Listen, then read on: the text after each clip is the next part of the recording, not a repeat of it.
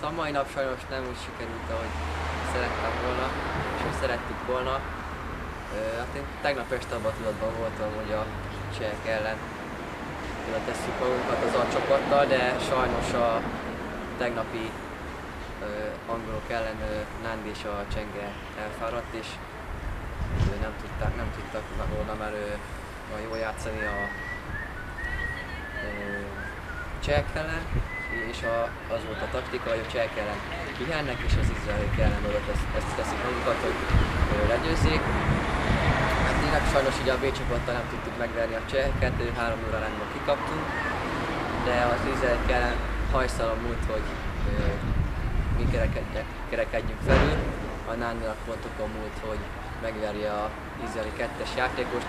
Nekem sajnos nem sikerült, amit így gondoltuk is, mert az izraeli 1-es nagyon jó játékos, mérföldekkel előttem van szerintem, de Csengének viszont sikerül Izrael ellen nyernie, és így 2-1 arányból elbuktunk, és holnap a 7-ért fogunk játszani.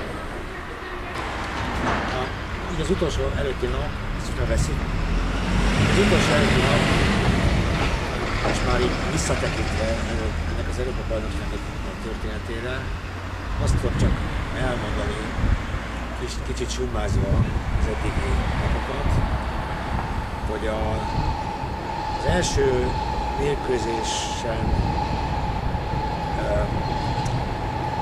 indokolatlanul kikaptuk a spanyoloktól, az egy nagyon nagy hiba volt, és ezt a hibát ki kellett köszönnünk.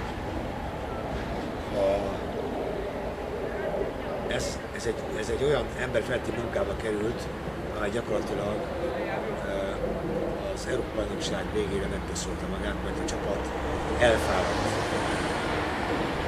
Nem tudtuk ezt a tempót úgy tartani, mint hogyha az első naptól kezdve konzekvensen, terveink szerint alakulnak a dolgok, a spanyolok elleni baklövés miatt. Ezt a lányok és a fiúk ezt a hibát kiküszöbölték, rendbehozták, de ennek az volt az ára, hogy a mai izraeli csata az vereséggel végződött, miközben tudjuk, hogy nekünk biztosan 2-1-re kellett volna győzni. Nagyon sajnálom ezt, ugyanakkor azt gondolom, hogy a csapat tegnap estig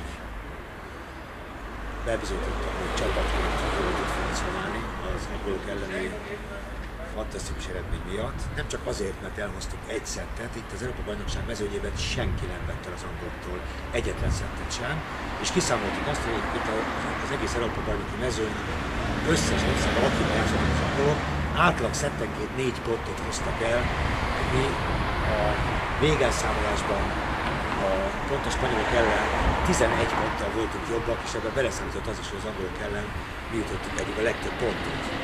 6-7 pontot. Így van, átlagban. Tehát a 7. helyért fogunk holnap menni, 8-ként voltunk kiemelve. Nem gondolom, hogy kudarcként kéne megélni ezt a 4 napot. Azt gondolom, hogy a magyar csapat stabilan bizonyította azt, hogy van jövője ezeknek a gyerekeknek, van jövőjük, és szakmailag indokoltá tették azt, hogy a 8-ba kerüljenek. Annyit, hogy még csak 15 évesek, tehát hiányzik a... Arról nem is beszélve, hogy ez az U17-es Európa-bajnokság, miközben a mi csapatunk 15 évesen vette föl a kesztyűt. Köszönöm. Én csak annyit tennék hozzá, hogy van egy-két olyan aktuális dolog, ami sajnos negatívumként is kijött emiatt, hogy tényleg 1000%-on kellett pörögni itt az elmúlt napokban. Ugye, mint mondtam, a Nándinak is folyamatosan egy magas hátfájása van, amit szintén pihentetni akartunk a csehek ellen, hogy itt az izraeli srác ellen tudja hozni a formáját, de most már talán még rosszabb lett. Erre habatortán, hogy a Lénárd úgy néz ki, hogy az utolsó, a harmadik szettben rosszul lépett és szintén megsérült, ami valószínű, hogy még komolyabb, mint a Nándi sérülése, hogy nem tudjuk, ez este fog derülni. Tehát a holnapi nap egy nagyon-nagyon nehéz nap lesz nekünk. A Németország-Portugália meccs vesztesével fogunk játszani, és itt tulajdonképpen azon fog múlni, hogy tudjuk összefoltozni magunkat, és mind testileg, mind lelkileg oda tudunk-e még állni úgy erre az utolsó meccsre, hogy itt akkor megszakítsuk magunkat, és tényleg megpróbáljuk megcsinálni ezt a 7. helyet. Én is úgy gondolom, ahogy Isten, hogy azzal, hogy bekerültünk a 8 közé, teljesítettük az elvárásainkat, és így, hogy az elején megnehezítettük a dolgunkat, így szerintem egy csoda volt ez a 8 közé kerülés. Ezzel a plusz 11 ponttal ugye a spanyolokhoz viszonyítva. Egy picit ugye a Lénárd csalódott, és én az ő profizmusát ebből a szempontból abszolút tisztelem és felnézek rá, hogy ő mindenáron tényleg megpróbál mindenki ellen 1000%-ot nyújtani.